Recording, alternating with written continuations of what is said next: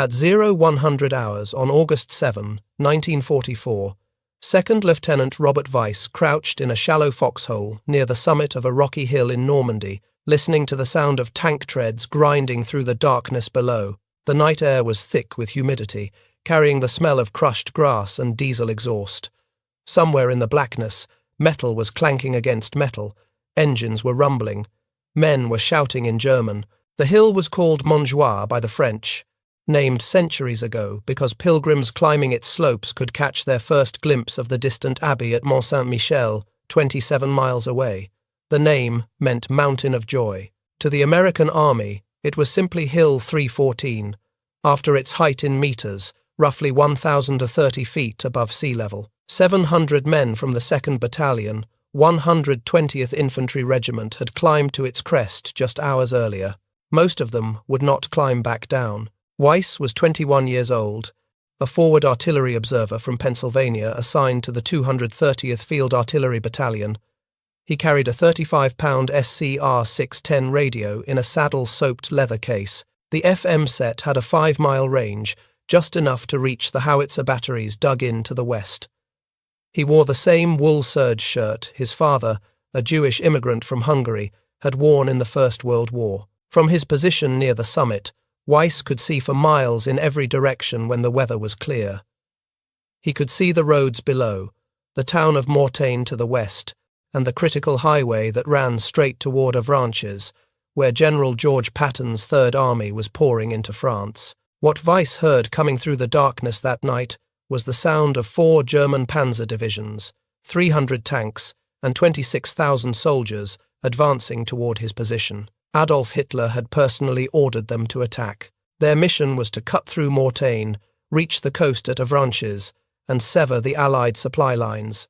If they succeeded, they would trap Patton's forces in Brittany and potentially reverse the entire Allied breakout from Normandy. The only thing standing in their way was a single American infantry battalion on a rocky hill, with no tanks, no heavy weapons, and no way out. What happened over the next 6 days would become one of the most remarkable small unit actions in the history of the Second World War. It would change the course of the Normandy campaign and set in motion the destruction of the German army in France. The crisis at Mortain began not in France but in Germany, in the mind of a desperate dictator watching his empire crumble. By early August 1944, the Allied invasion of Normandy had succeeded beyond anyone's expectations. For 6 weeks after the D-Day landings on June 6, Allied forces had been contained in a relatively small beachhead, fighting through the deadly hedgerow country that favoured the defenders. Progress had been measured in yards, not miles. Casualties had been horrific. Then everything changed. On July 25, American forces launched Operation Cobra, a massive offensive that shattered the German defensive lines near St. Lo. Heavy bombers carpet bombed the German positions, killing hundreds of defenders and stunning the survivors. American armour poured through the gaps. Within days, the entire western half of the German front in Normandy collapsed. German units that had held firm for weeks suddenly found themselves bypassed, surrounded, or destroyed. On August 1, American forces captured Avranches at the base of the Cotentin Peninsula, and General George Patton's newly activated Third Army began pouring through the gap into the French interior. It was exactly the breakout the Allies had been hoping for since D-Day. German forces were retreating in disorder. The road to Paris lay open. German field commanders understood what this meant. Field Marshal Gunther von Kluge, commanding all German forces in Normandy, believed the only rational course was to withdraw east to the Seine River, establish a new defensive line, and prevent the complete destruction of his armies. His officers agreed. The situation was deteriorating by the hour. Every day of delay meant more men lost, more equipment abandoned, more chances for the Allies to encircle and destroy what remained of German strength in France. But Hitler refused to accept reality. The Führer had watched the Eastern Front collapse the previous month during Operation Bagration, the Soviet summer offensive that destroyed German Army Group Center and killed or captured over 400,000 soldiers. Now his Western Front was crumbling too. His generals counseled retreat, consolidation, defense. Hitler saw only cowardice and defeatism. On August 2, Hitler issued a directive to von Kluge, ordering an immediate counterattack between Mortain and Avranches. The plan was audacious, perhaps insane. German forces would punch through the thin American lines at Mortain, drive 20 miles west to the coast, and cut off everything Patton had sent into Brittany. With the American supply lines severed, Hitler believed the entire Allied offensive would collapse. Hitler demanded that 8 of the 9 panzer divisions in Normandy be used in the assault, supported by 1,000 Luftwaffe fighter aircraft. It would be a hammer blow that would reverse the Allied breakout and restore German fortunes in the West. Von Kluge protested. He told Hitler the attack had no chance of success. The panzer divisions were exhausted and under strength after weeks of brutal fighting. The 2nd SS Panzer Division Das Reich, once one of the most powerful armoured formations in the German military, had been reduced to a shadow of its former strength. The same was true of the other divisions Hitler wanted to commit. There was no way to concentrate 8 divisions in time. The Luftwaffe could not provide 1,000 fighters because it no longer had 1,000 fighters available in France. Allied air superiority made daylight movement suicidal. The entire plan was fantasy. Hitler responded by sending General Walter Warlimont, his deputy chief of staff at OKW, the German Armed Forces headquarters, to von Kluge's headquarters to ensure compliance. The message was clear: obey or face the consequences. Hitler was already suspicious that some of his generals had been involved in the July 20 assassination attempt against him. Disobedience could be fatal. Von Kluge capitulated. He ordered the attack to begin on the night of August 6, but instead of 8 panzer divisions, von Kluge could assemble only 4, and one of those was incomplete.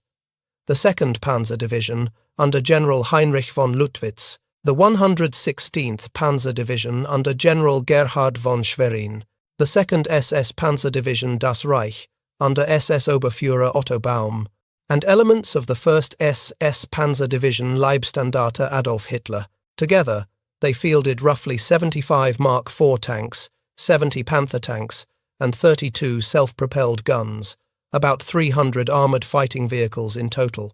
They were supported by the 17th SS Panzer Grenadier Division and remnants of several infantry divisions that had been shattered in the previous weeks of fighting. It was a fraction of what Hitler demanded, but it was still a formidable force, especially against the American Infantry Division that had just arrived in the sector. The 30th Infantry Division had a proud history stretching back to the First World War. Formed from Army National Guard units drawn from Tennessee, Georgia, and the Carolinas, the division had earned the nickname Old Hickory after President Andrew Jackson. In 1918, the division had fought in the Meuse-Argonne offensive and distinguished itself in combat against the German army. Now, a generation later, the sons and nephews of those First World War veterans were back in France, fighting the same enemy. The 30th Division had landed on Normandy's Omaha Beach on June 11, 1944, 5 days after D-Day. The men had trudged through the grim remains of the slaughter that had occurred during the initial landings, then moved inland to join the brutal hedgerow fighting that characterized the Normandy campaign. For weeks, they had fought through the bocage country, the ancient Norman farmland divided by thick hedgerows that provided perfect defensive positions for the Germans. The fighting had been hellish. Progress was measured in fields, not miles. Every hedgerow might conceal a machine gun nest, a sniper, or an anti-tank gun. The division suffered heavy casualties, including many killed by friendly fire during the short bombing incident on July 24 and 25, when American heavy bombers accidentally dropped their loads on American positions. Among those nearly killed in the short bombing was Lieutenant General Leslie McNair, the commander of United States Ground Forces, who was in France acting as a decoy. He became the highest-ranking American officer killed in combat during the Second World War. McNair died just 75 yards from Sergeant Frank Denius of the 230th Field Artillery Battalion. By early August, the 30th Division was exhausted. The men had been in near constant combat for almost 2 months. They had seen friends die.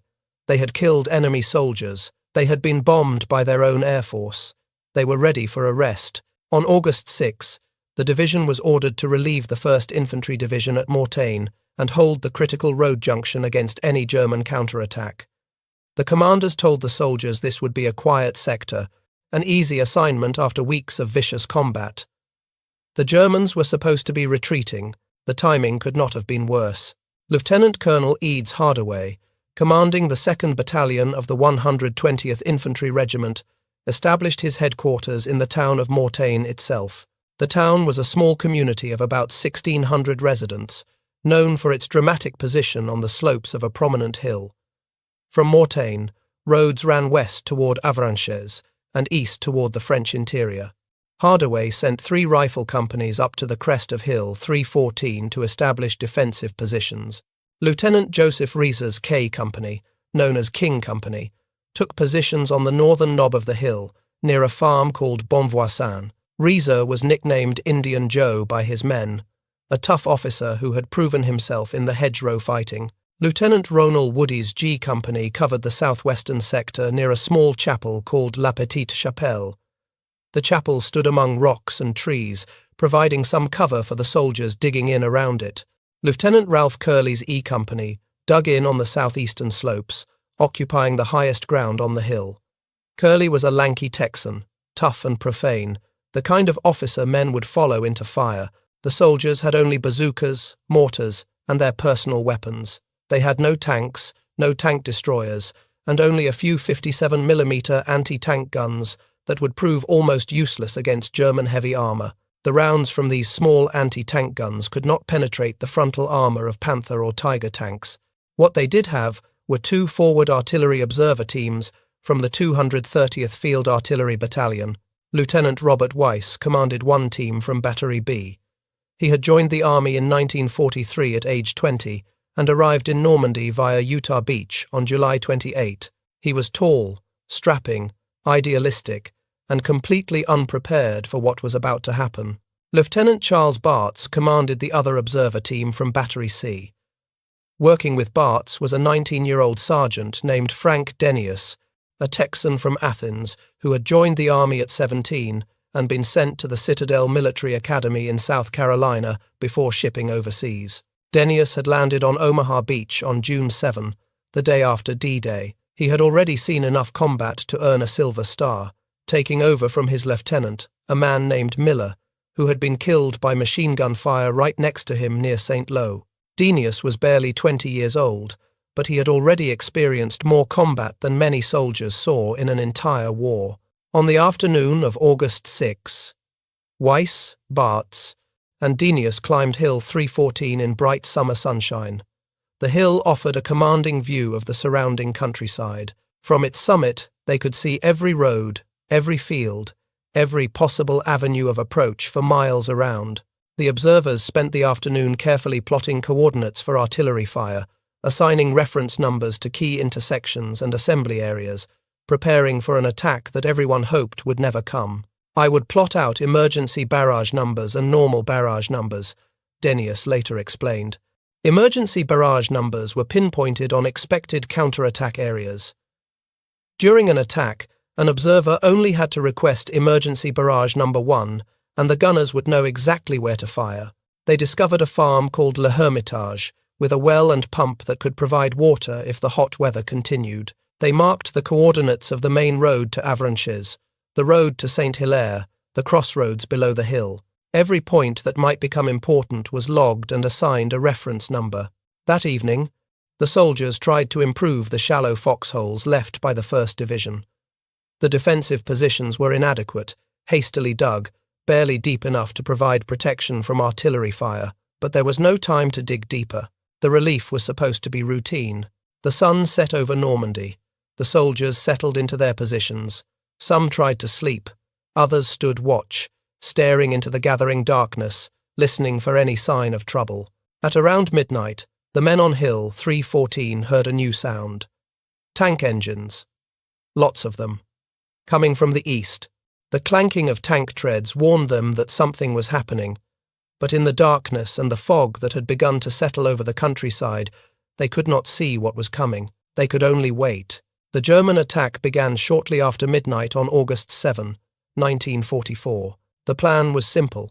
The 2nd SS Panzer Division Das Reich would drive straight through Mortain from the south and east, bypassing the American positions on the surrounding hills and pushing west toward Avranches. The 2nd Panzer Division would advance on the northern flank. The 116th Panzer Division would support the northern thrust. Elements of the 1st SS Panzer Division would fill gaps as needed. There would be no preparatory artillery bombardment to alert the Americans. The Germans would attack in darkness, using speed and shock to overwhelm the defenders before they could organize resistance. The 2nd SS Panzer Division struck first. German Panzer Grenadiers advanced through the darkness, their infantry leading the tanks through the narrow roads and hedgerow-lined lanes. Soldiers shouted Heil Hitler as they came, a battle cry meant to intimidate the enemy and steel their own nerves. They quickly overwhelmed American roadblocks positioned around Mortain. The 57mm anti-tank guns proved nearly useless against the German armour. The light rounds bounced off the frontal armour of the advancing tanks. American soldiers fought back with bazookas, attacking the tanks at close range, but they were outnumbered and outgunned. Within hours, German forces had penetrated the American lines and entered Mortain itself. Lieutenant Colonel Hardaway's battalion headquarters was overrun. Hardaway and most of his staff were captured. The battalion command post fell into German hands, along with maps, communications equipment, and vital information about American positions. The soldiers on Hill 314 heard the fighting below, but could do little to help. Communications between the hill and the battalion headquarters were cut. They were now isolated, surrounded by German forces that had bypassed their position in the rush toward Avranches. German tanks and infantry began probing the approaches to the hill, testing the American defences. Soldiers from the 17th SS Panzer Grenadier Division attacked from the east and southeast, advancing up the slopes toward the American perimeter. They came in waves, screaming their battle cries, trying to overwhelm the defenders with speed and aggression. On the western side of the hill, near G Company's positions, German SS troops penetrated the American lines just after 1 in the morning. Sergeant Denius had to lie on his radio to muffle its sound, knowing that the glowing dials would make him a target in the darkness. A newly installed air-cooled 30-caliber machine gun jammed at the worst possible moment, forcing the Americans to fight hand-to-hand against attackers throwing potato masher grenades. The Germans were eventually expelled, but the fight was desperate and bloody. Captain Reynold Eriksson, commanding F Company at a roadblock near the Abbaye Blanche northwest of the hill, found himself the senior officer still in contact with the companies on the summit. The Abbaye Blanche was a small religious complex that dominated a key intersection. Eriksson's men had established a defensive position there, and they fought off repeated German attempts to break through. As dawn approached and the chaos of the night battle began to sort itself out, Eriksson assumed command of the defense of Hill 314. Lieutenant Colonel Hardaway was gone, captured or killed. No one knew for certain. The men on the hill needed leadership, and Eriksson was the only officer in position to provide it. He began coordinating what remained of the battalion's scattered elements, piecing together the situation from fragmentary radio reports and messages carried by runners who risked their lives moving between positions. On the hill itself, the situation was desperate. German tanks and infantry surrounded the American perimeter. The soldiers could hear armour moving on the roads below. They could see flashes of gunfire in the fog, but they could not see clearly enough to engage targets with accuracy. Lieutenant Weiss could hear the approaching German forces, but could not see them through the darkness and fog. Working by sound alone and using the coordinates he had plotted the day before, he began calling in artillery fire on the German positions. It was an extraordinarily dangerous procedure. Artillery fire called too close could kill friendly soldiers as easily as enemy troops. If his calculations were wrong by even a few yards, American shells would fall on American foxholes. His calculations were not wrong. The shells of the 230th Field Artillery Battalion began raining down on the German attackers, 105mm rounds exploding among tanks and infantry that had expected to overwhelm the American positions with ease. The artillery fire broke up the first assault, forcing the Germans to regroup, but they would be back. They had to come back. As long as the Americans held Hill 314, they could see everything that moved on the roads below. They could call in artillery fire on any attempt to advance toward Avranches. The German offensive could not succeed until the hill was taken. The first day of the siege established a pattern that would repeat for the next 5 days. The Germans attacked at dawn and at dusk, trying to take advantage of the low light to reduce the effectiveness of American observation. Each attack was met with devastating artillery fire called in by Weiss and Bartz and their teams. The shells fell among the attackers, killing and wounding German soldiers, destroying vehicles, breaking up formations before they could reach the American perimeter. When the fog cleared on the afternoon of August 7, a new factor entered the battle: Allied aircraft. American P-47 Thunderbolts appeared over Mortain, their massive radial engines roaring as they dove on German columns below. British Hawker Typhoons joined them, carrying 8 rockets under their wings that could destroy any vehicle they hit. The 9th Air Force flew 429 sorties that first day. 10 squadrons of Typhoons from the British 2nd Tactical Air Force flew 290 sorties and fired over 2,000 rockets at German tanks and vehicles. I will never forget the sound of those rockets fired from the British Typhoons. Sergeant Denius later recalled, "We had never heard anything like that before." The air attacks caused enormous confusion among the German forces. Tank crews abandoned their vehicles and fled for cover, even when their tanks had not been hit. Columns stalled on the roads as burning vehicles blocked the way forward. German commanders found it impossible to move in daylight. Any concentration of vehicles attracted immediate attention from Allied aircraft circling above, while post-war analysis would reveal that the actual number of tanks destroyed by aircraft was far smaller than pilots claimed. The psychological impact was devastating. German soldiers who had fought on the Eastern Front, who had faced Soviet tanks and artillery and aircraft, found the constant presence of Allied air power unbearable. There was no escape from it. There was no protection. They could only hide and wait for darkness. But none of this helped the men on Hill 314 directly.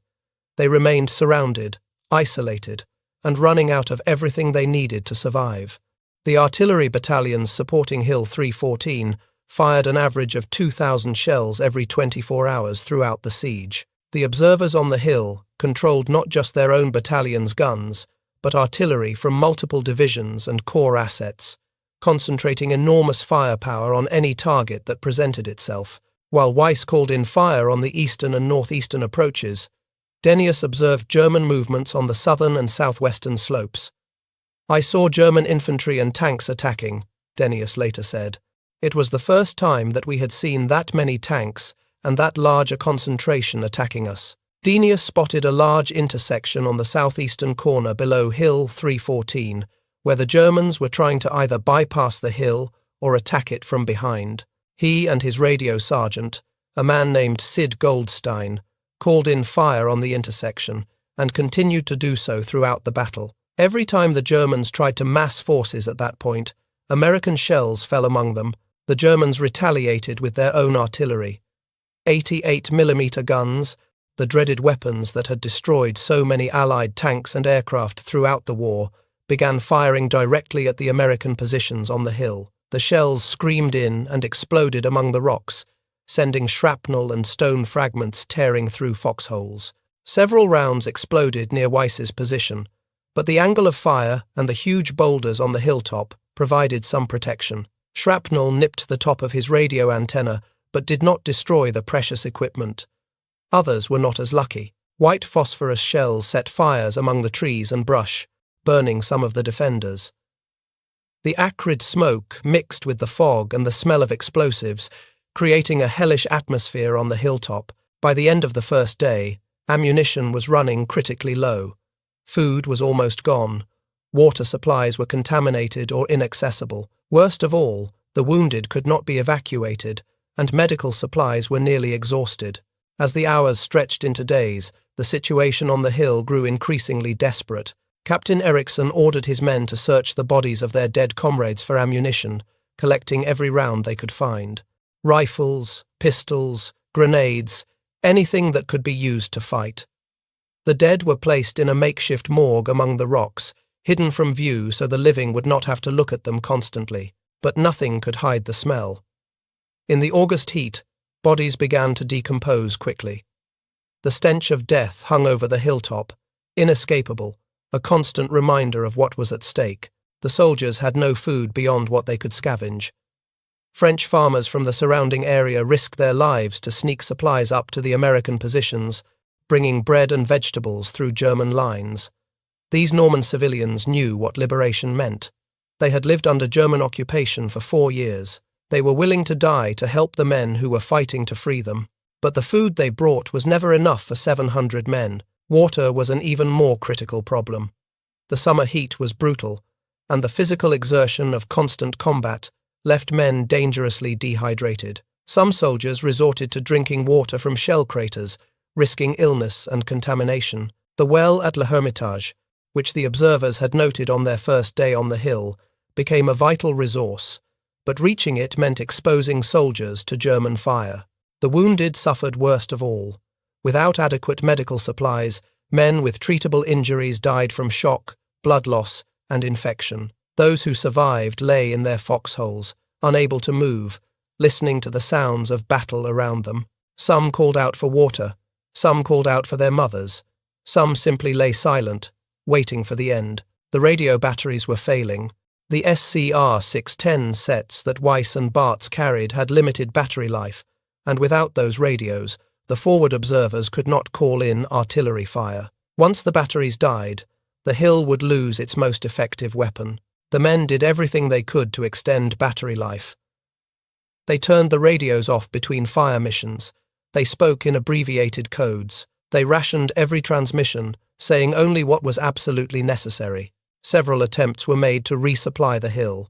On August 8 and 9, light artillery spotter planes packed with food and supplies tried to swoop down and drop their loads on the American positions.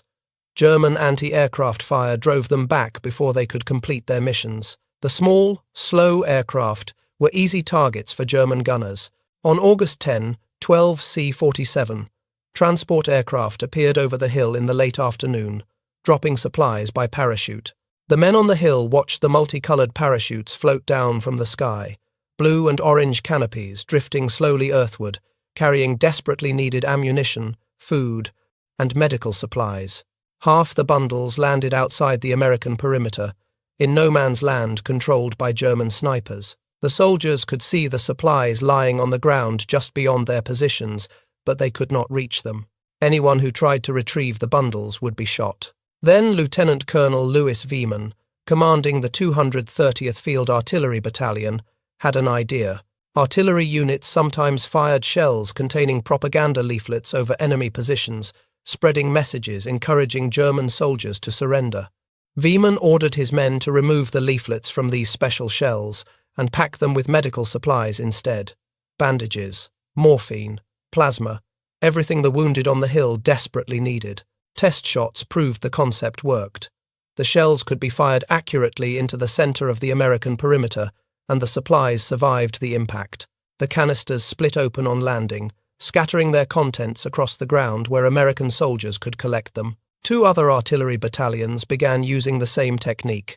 It was one of the most unusual resupply methods in the history of warfare. American gunners were literally shooting medical supplies at their own soldiers, and it was keeping them alive. The technique never fully solved the supply problem, but it bought time, kept hope alive, and showed the men on the hill that they had not been forgotten. On the evening of August 9, as the siege entered its 3rd day, an SS officer climbed toward the American positions under a white flag. The German spoke excellent English. He was immaculately dressed, despite the days of combat, his uniform clean, his bearing arrogant. He informed the American platoon commander who met him that the situation on the hill was hopeless. Several members of the battalion command group had already been captured. German forces controlled the surrounding countryside. There would be no disgrace in surrender, he continued, explaining that his commanders admired the courage the Americans had shown. They would be treated well as prisoners of war. They would receive food, water, medical care for their wounded. The fighting could end. But if the Americans refused these generous surrender terms, the Germans said, they would be blown to bits.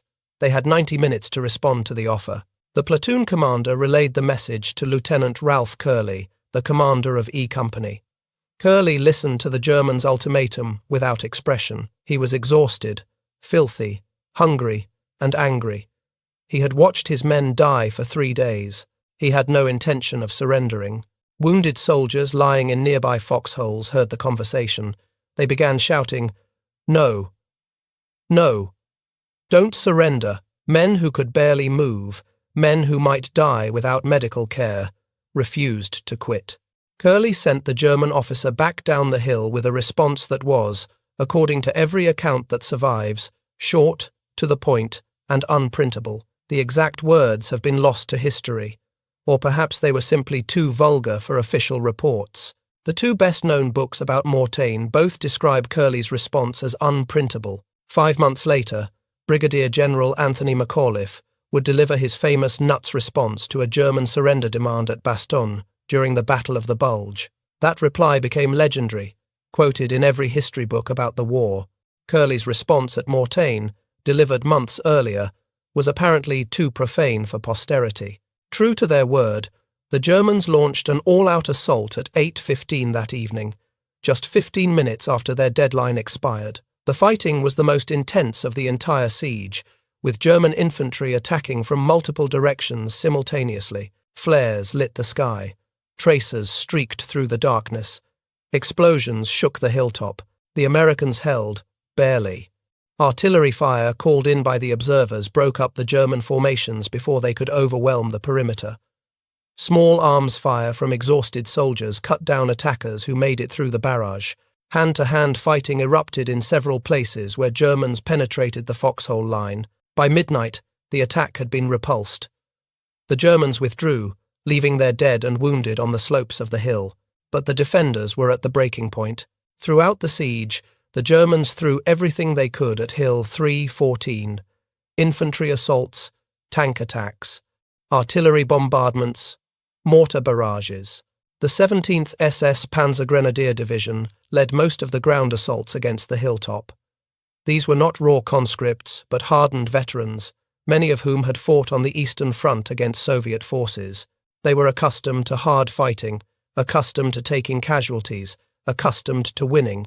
But Hill 314 broke their attacks again and again. The German soldiers could see the American positions above them.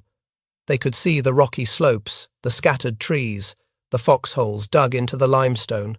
It looked like terrain that could be taken with a determined assault. But every time they gathered for an attack, shells began falling among them. Every time they started up the slopes, artillery rounds walked through their formations, killing men who had survived years of combat. German unit commanders reported to their superiors that something unusual was happening.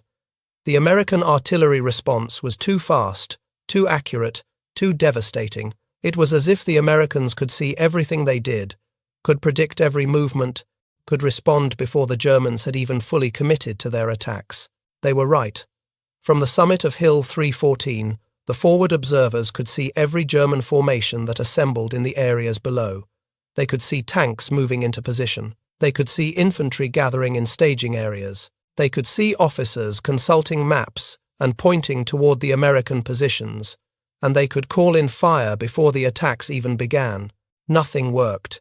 The fundamental problem for the German attackers was that they were fighting an enemy they could not eliminate without taking casualties they could not afford. Every assault cost men and equipment. Every withdrawal allowed the Americans to call in more artillery fire on the roads below. The hill had become, as one German officer put it, a thorn in the flesh. German commanders grew increasingly frustrated. They had been promised a quick drive to the coast. Instead, they were bogged down around a single hilltop, taking losses, burning fuel, consuming ammunition, while the strategic situation grew worse by the hour. Because while the Germans focused on Mortain, the rest of the Allied armies were not standing still. Patton's Third Army continued racing east and south, driving deep into France. British and Canadian forces pressed south from Caen. The German armies in Normandy were being squeezed into an ever-tightening pocket. Hitler, far away in his headquarters, refused to accept reality. On August 9, he demanded that the attacks against Mortain be renewed with greater intensity. He ordered the 9th Panzer Division, almost the only formation opposing Patton's advance east from Le Mans, to be transferred to Mortain to join the assault. His generals knew this was madness. Pulling forces from the south to reinforce a failed attack in the west would only make the encirclement worse, but they obeyed, because the alternative was to be relieved of command, arrested, or worse. Field Marshal von Kluge, trapped between Hitler's impossible demands and military reality, told his subordinates, "We have to risk everything." But he knew the offensive had failed. Sitting at a table with a map spread before him, he tapped Avranches with his finger and said, "This is where I lose my reputation as a soldier." Von Kluge was already suspected of involvement in the July 20 assassination plot against Hitler.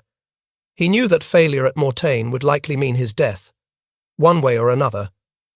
A few weeks later, recalled to Berlin to face interrogation, he would commit suicide rather than face Hitler's vengeance. General Heinrich Eberbach, commander of 5th Panzer Army, was ordered to form a new headquarters and lead a renewed offensive toward Avranches. Arriving on the battlefield with little more than a radio truck, Eberbach assessed the situation and reported to von Kluge that the task was both impossible and very unpleasant. But orders were orders. The attacks continued. On the hill, the days blurred together. Dawn attacks, dusk attacks, bombardments, brief periods of quiet when men tried to sleep, knowing they might be awakened by screaming German infantry at any moment. The observers kept calling in fire. Weiss, Bartz, Denius, Goldstein. They had become the most important men on the hill, the only ones who could reach out and strike the enemy at a distance. Without them, the hill would have fallen on the first day. Their voices grew hoarse from calling coordinates into the radio. Their eyes burned from lack of sleep and constant strain, but they kept working, kept observing, kept directing the guns that were keeping them alive. By the morning of August 12, the 6th day of the siege, the men on Hill 314 had reached the limits of human endurance. More than 300 of the original 700 defenders were dead or wounded. Ammunition was nearly exhausted. Many soldiers had only a few rounds left for their rifles. Some had none at all. They held their positions with bayonets fixed, prepared to fight hand to hand if the Germans attacked again. The artillery forward observers were rationing their last batteries, uncertain how much longer they could continue calling in fire support. When the batteries died, the hill would become just another piece of ground, defensible only as long as the ammunition lasted. But the Germans had also reached their limit. Operation Lüttich had failed. Despite Hitler's demands for renewed attacks, von Kluge's forces could not break through to Avranches. The Americans on Hill 314 had called in artillery fire on every attempt to advance, turning the roads into killing grounds. Allied aircraft had hammered any German movement in daylight, and while the Germans focused on Mortain, Patton's forces were swinging around their southern flank, threatening to encircle the entire German army in Normandy. The German High Command finally recognized what their field commanders had known from the beginning. The attack could not succeed. Continuing it would only destroy more irreplaceable forces needed elsewhere. On August 11, Hitler finally acknowledged the obvious. The attack had failed. Then, characteristically, he blamed someone else. He accused Field Marshal von Kluge of wanting the offensive to fail. Before dawn, on August 12, German columns began withdrawing to the north and east, abandoning their positions around Mortain. The siege was over.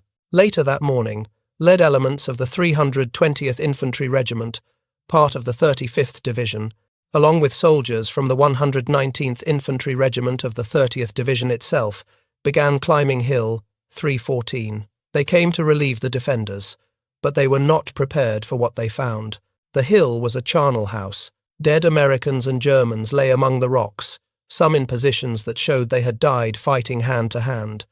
Shattered equipment littered the ground. Shell craters pocked the earth. The trees that had provided shade and cover were splintered stumps. The smell of death hung over everything. Wounded men who had endured nearly a week without adequate medical care lay in their foxholes, too weak to move, too dehydrated to speak clearly. Some had wounds that had become infected, blackening flesh visible through torn bandages. Some had held on only through will, refusing to die before help arrived. The relief force carried off more than 300 dead and wounded.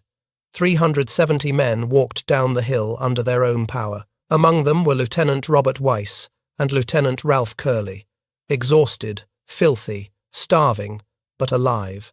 Lieutenant Ronald Woody, commander of G Company, was so ragged and worn that when a soldier from the relief force asked for the company commander, Woody had to identify himself. The soldier was stunned to realize this dirty, exhausted figure was an officer. Woody's uniform was torn and stained. His face was covered with several days of beard growth and the grime of combat. He looked more like a vagrant than a military officer. When Woody heard they were being relieved, he shouted a single word, "All right." It was all he had energy to say. The soldiers who had survived the siege walked down the hill in silence, too tired to speak, too numb to process what they had endured. Some wept. Some stared blankly ahead. All of them carried wounds, physical or psychological, that would remain with them for the rest of their lives. Captain Eriksson, who had held the battalion together through 6 days of combat, walked among his men, making sure everyone who could walk was accounted for. He had taken command in chaos and had never wavered.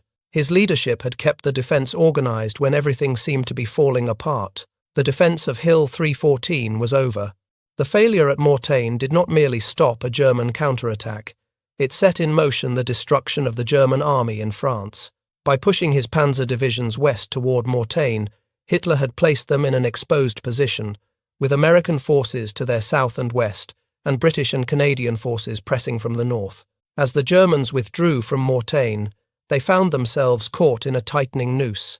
On August 14, 2 days after the siege of Hill 314 ended, Canadian forces launched Operation Tractable, driving south toward Falaise. American forces under Patton were already swinging north from Le Mans. The two pincers were closing on the German army. What followed was catastrophic for the Germans. Between 80,000 and 100,000 soldiers were trapped in what became known as the Falaise Pocket. German units that had fought successfully for years found themselves squeezed into an ever-shrinking perimeter, hammered by artillery from all sides, attacked constantly by Allied aircraft.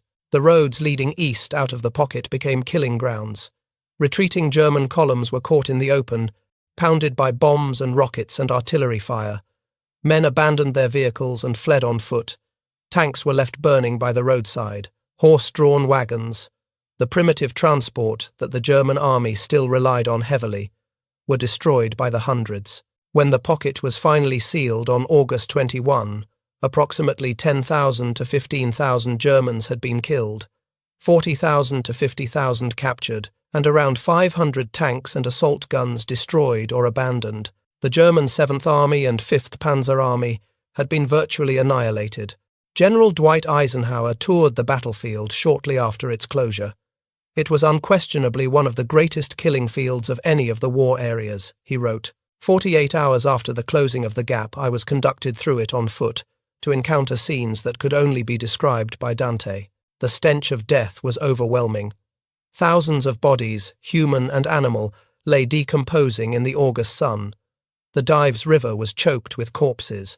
French civilians returning to their ruined homes stood crying and rocking back and forth, as though in prayer. The German army in Normandy had been destroyed. Paris was liberated on August 25. By the end of the month, the remnants of German forces had retreated across the Seine, and the road to Germany lay open. Senior German officers later acknowledged what American historians would confirm. The defeat at Mortain was the beginning of the end for German forces in France, and that defeat had been caused in large part by 700 American soldiers who refused to surrender a rocky hill. In the weeks and months that followed, the men who survived Hill 314 scattered across the European theatre, continuing to fight in battles that would eventually end the war. The 30th Division moved on to capture Aachen, the first German city to fall to the Allies.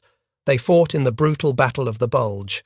They crossed the Rhine and drove deep into Germany. They were still fighting when the war ended in May 1945. Captain Reynold Eriksson, who had taken command of the defence after the battalion headquarters was overrun, received the Distinguished Service Cross for his leadership under impossible conditions. So did Lieutenant Ralph Curley, Lieutenant Joseph Reeser, Lieutenant Ronald Woody, and Captain Delmont Byrne. Lieutenant Robert Weiss continued serving as a forward observer through the end of the war. He returned home to Pennsylvania, built a career, raised a family. In 2002, more than 50 years after the battle, he published a memoir titled Fire Mission, describing his experiences on Hill 314. The book became a valuable historical resource, preserving details that might otherwise have been lost. Weiss lived long enough to return to Mortain multiple times, to see the battlefield preserved as a memorial park, to stand again at the observation post where he had called in artillery fire as a 21-year-old lieutenant. Sergeant Frank Denius went on to fight at Aachen and in the Battle of the Bulge. He earned 4 Silver Stars and 2 Purple Hearts, making him one of the 10 most decorated soldiers of the European theatre. After the war, he returned to Texas, attended the University of Texas, and became a successful businessman and philanthropist. In 2012, France awarded Denius the Legion of Honor, one of that nation's highest decorations, for his role in the liberation. The ceremony recognized what the French had never forgotten, that Americans had died to free their country.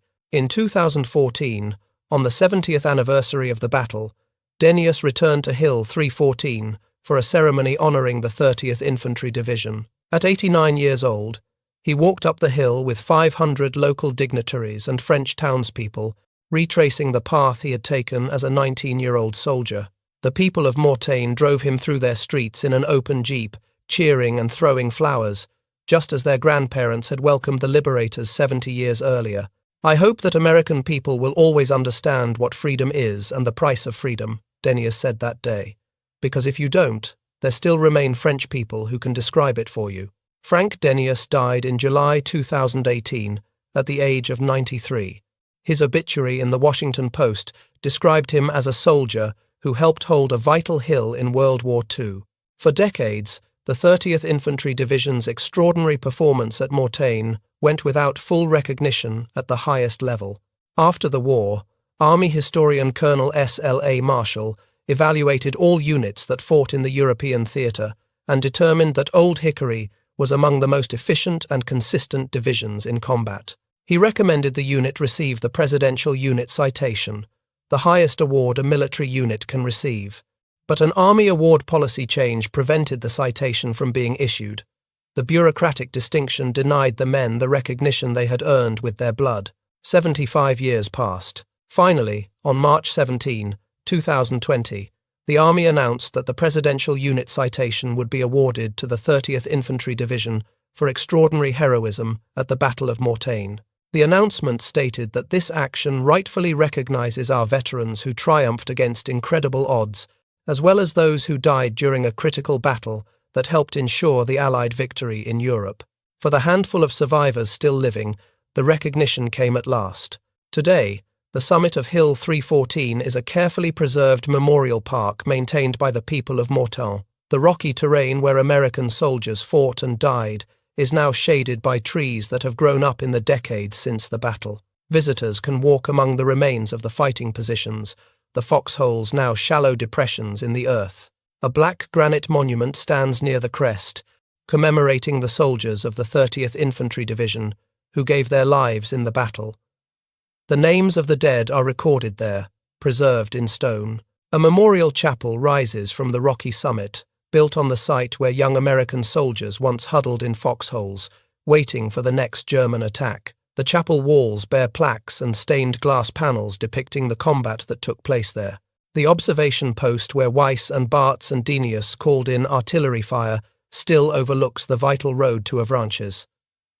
From that spot, you can still see the countryside stretching away for miles, the same view those young soldiers had when they watched German armour advancing toward them in August 1944. General J. Lawton Collins, whose 7th Corps included the 30th Division, later described the defence of Hill 314 as one of the outstanding small unit actions of World War II. The battalion had halted the left wing of the German counterattack and prevented a drive through to Avranches. American artillery, directed from those rocky heights, had once again displayed the killing prowess that made it the king of battle. Tony Jaber, a mortar gunner who served with E Company under Lieutenant Curley, reflected on those 6 days, decades later. "I wondered if we would ever get rescued," he said, "but I did not think that I would ever get killed up there. We had a company commander who would not surrender, so we were lucky. That is how decisive battles are sometimes won, not through grand strategy or overwhelming force, but through the stubborn determination of ordinary soldiers who refuse to give up a piece of ground, through forward observers calling coordinates into dying radios, through officers who answer surrender demands with words too profane for history books, through wounded men who shout from their foxholes that they would rather die than quit. 700 men? 6 days. 1 hill, and the course of a war, changed forever. If you found this story as compelling as we did, please take a moment to like this video. It helps us share more forgotten stories from the Second World War. Subscribe to stay connected with these untold histories. Each one matters. Each one deserves to be remembered. And we would love to hear from you. Leave a comment below telling us where you are watching from. Our community spans from Texas to Tasmania. From veterans to history enthusiasts, you are part of something special here. Thank you for watching, and thank you for keeping these stories alive.